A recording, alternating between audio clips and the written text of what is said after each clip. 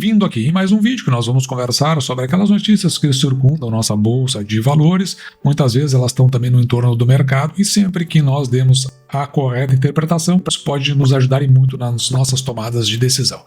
Hoje é segunda-feira, dia 28 de outubro de 2024, agora são aproximadamente 10 horas e 30 minutos da manhã. O mercado ele está bastante animado para o dia de hoje e considerando o que veio acontecendo nas últimas semanas. Hoje saiu o Boletim Focus, nós vamos dar uma olhada e tem um assunto aí que é bastante interessante, indicando que a economia do Brasil está voando, principalmente nos setores do governo. Mas por que será que o mercado não está confiando? E vou falar um pouquinho mais sobre inteligência artificial. Começando aqui com o Boletim Focus, ele sai sempre na sexta-feira, saiu no dia 25 de outubro de 2024. E veja aqui a inflação, a semana passada, segunda-feira, quando a publicação, se tinha uma projeção aqui de 4,5% no final de 2024. E agora deu uma piorada, 4,55%. Por isso que a gente está falando, né, que o mercado ele não tem essa mesma confiança que o governo tenta dar através dos seus números. Veja aqui o PIB, e aqui é uma verdade. Semana passada, uma projeção de 3,05% do aumento do PIB, agora de 3,08%. Então, tem um otimismo do governo em relação ao PIB, mas isso não está refletindo no geral na nossa economia. A taxa Selic se manteve, semana passada estava 11,75%, a previsão para o final do ano e continua em 11,75%. Mas indo para o ponto em questão, aqui no site da Inteligência Financeira, assinado por Renato Jaquitas, no dia 26 de outubro de 2024, portanto foi no sábado. E dentro da análise, né, ele está colocando aqui, por que o mercado está mal-humorado se a economia brasileira parece bem? É importante sempre a gente atentar às palavras. Neste parece bem. Apesar da melhora na renda, no PIB e no emprego, agentes econômicos andam preocupados com a política econômica. O brasileiro deverá encerrar o ano com um avanço de 7% na sua renda real disponível. A população ocupada pode alcançar 105 milhões em dezembro, que é um feito. E o PIB, que surpreendeu positivamente a economia brasileira, tem tudo para crescer acima dos 3%, conforme a gente viu na expectativa que foi mostrada agora pelo Boletim Focus. Também aqui, nós já vimos, né, a questão da avaliação do risco da Moody's tendo classificado para melhor, ou seja, indo na direção do Brasil como país de investimento. Isso tudo serviria como um prato cheio para o mercado financeiro, interessado em apostar na economia brasileira. Não fosse o fato de que na prática o mercado queira tudo hoje em dia, menos ativos de risco carimbado com o selo de Made in Brasil. Ou seja, o mercado, eles estão falando até o mercado internacional, está procurando tudo que é oportunidade, menos a que diz respeito ao nosso mercado. E depois passam a falar aqui sobre o gestor da SPX Capital. O sujeito mora em Londres. Entretanto, na sua última passagem pelo Brasil, praticamente afirmou que a economia estava armando uma bomba relógio para o país. Na entrevista, né, ele diz que não investia em ativos brasileiros e comparou o Brasil, vejam só, a comparação dele foi feita com a Argentina. E aqui eu salientei, né, deixei mais marcado, o Brasil corria o risco de voltar para os anos 1980. Para dizer bem a verdade, eu acho que nós já voltamos para os anos 1980. Foram anos bem conturbados, tinha um processo inflacionário elevado, claro, nós não vamos chegar numa hiperinflação, mas era o país, pelo menos a leitura que eu tenho, né, o país que não dava certo. Tudo que era a alegria do brasileiro era assistir a Fórmula 1, o Ayrton Senna, nos domingos de manhã, e eventualmente ouvir o jogo pelo rádio, quando às vezes aparecia na televisão. No caso, o público feminino se entretinha com novelas. Tirando isso, nada funcionava no país. Foi, eu acho, talvez os piores anos econômicos que eu vivenciei. Mas a economia brasileira preocupa. É que o que acontece é o seguinte, enquanto a política e o brasileiro comum avaliam os indicadores da economia no mercado à vista, ou seja, as pessoas só estão vendo agora, por isso eles pegam esses indicadores e acabam chegando a uma conclusão de momento. Nós, investidores, aqui falo dos profissionais, eu, no caso sou qualificado, não sou profissional, eles olham para o mercado futuro, porque o investidor é isso, ele está colocando hoje uma expectativa que ele tem lá na frente.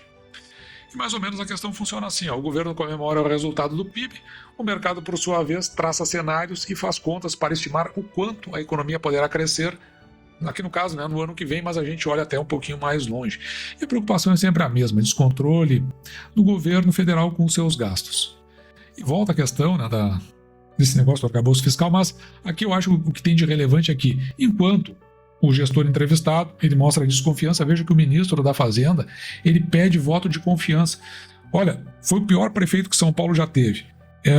Praticamente tudo onde ele tem colocado a mão assim, tem dado resultados negativos. Quer dizer, como é que você vai confiar num sujeito desse, um sujeito que vai na direção de uma agência de risco e pede para mudar politicamente o seu indicador de risco? E ainda traz consigo conversa mole aqui, porque diz que prepara medidas para cortar despesas e que cumpriria a meta de zerar o déficit primário em 2024. Na realidade, o que eles estão fazendo, eles estão só ajustando as contas, estão trocando linhas ou reclassificando despesas e receitas para tentar zerar o déficit na marra. Mas veja aqui, ó, o problema é que no evento ali que ele participou, ele se sentou aqui no evento e não disse uma única medida para cortar gastos e zerar metas. E é isso que deixa o mercado como um todo de orelha em pé.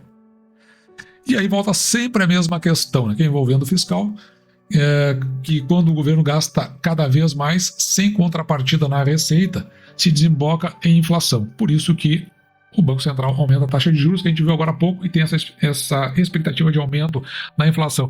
Mas eu acho aqui, ó, que a única coisa que eu não concordo é que é o sem contrapartida de receita. Na verdade, está batendo o recorde de receita. O problema é que o entendimento de quem está fazendo a gestão hoje, do governo, é que não importa, o governo é a mola propulsora da economia, é o motor da nossa economia, e ele continua gastando justamente com questões que não levam ao desenvolvimento do país. Então, isso nos deixa, como investidores, ainda mais desconfiados com o futuro do Brasil.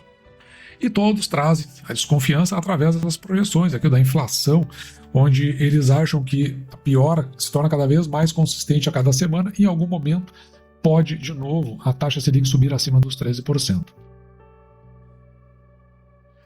O segundo tema, eu trouxe aqui, esse aqui é uma cópia do meu diploma, né, da ciência da computação, quando eu me formei.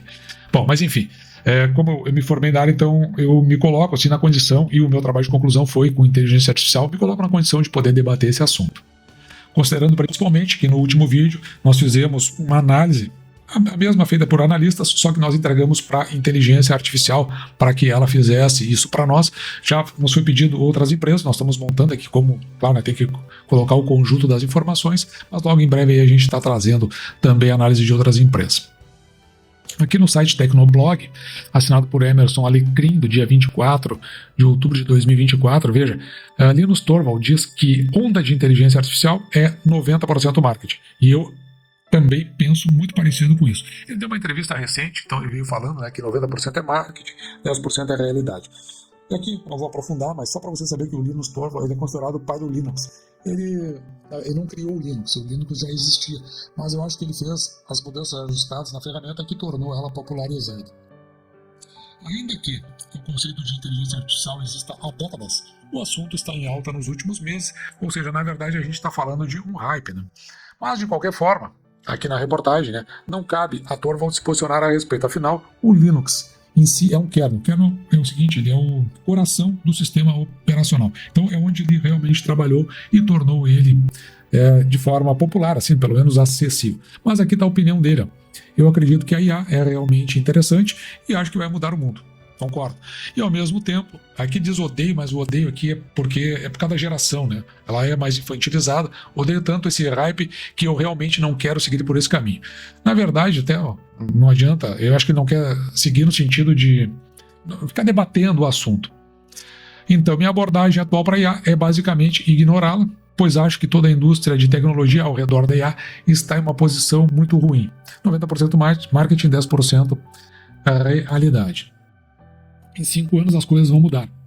E nesse ponto veremos a IA sendo usada todos os dias para cargas de trabalhos reais, que é o caso que nós fizemos aqui no canal. Em vez de fazer, por exemplo, desenho, figurinhas e coisas fúteis. Apesar ChatGPT, que faz grandes demonstrações e está obviamente sendo usado em muitas áreas com design gráfico, mas eu realmente odeio, ele não gosta da hype, o ciclo que está acontecendo atualmente. E ele cita duas importantes aqui, o ChatGPT e o Gemini. O Gemini foi o que eu usei e o que eu estou usando para fazer as análises aqui do canal, e também, às vezes, para alguma parte mais gráfica, eu utilizo o Copilot da Microsoft. Mas indo ao assunto que realmente interessa, o mercado está nessa desconfiança, e nós aqui também no canal estamos, e hoje, né, o mercado está um pouquinho mais motivado, está mais assanhado, está mais animado, e consequentemente aí, claro, né, vai dar uma melhoradinha no preço das ações. No entanto, né, parece que com o passar do tempo isso aí não está muito saindo do lugar. Então nós estamos de olho, porque se isso se mantiver, evidentemente, né, nós já estamos com captação de recursos para novos aportes mais consistentes. As ações que nós estamos de olho ainda não chegaram lá, que é Banrisul, Banco do Brasil, a própria Taesa, o Santander. Também a gente esteve olhando de forma mais aproximada para ver, né, exatamente o que pode acontecer com a ISA-CETEP, TRPL3, TRPL4. Então é o que nós estamos de olho, vamos ver o que acontece aí com o andar da carruagem. Com relação a IA, claro, né, que as análises que a gente faz tem um ponto ali de possível de distorção, porque as matérias que eu capto, que eu trago aqui no canal, elas são escolhidas por mim. Pode ter alguma coisa que seja relevante que eu acabo não trazendo.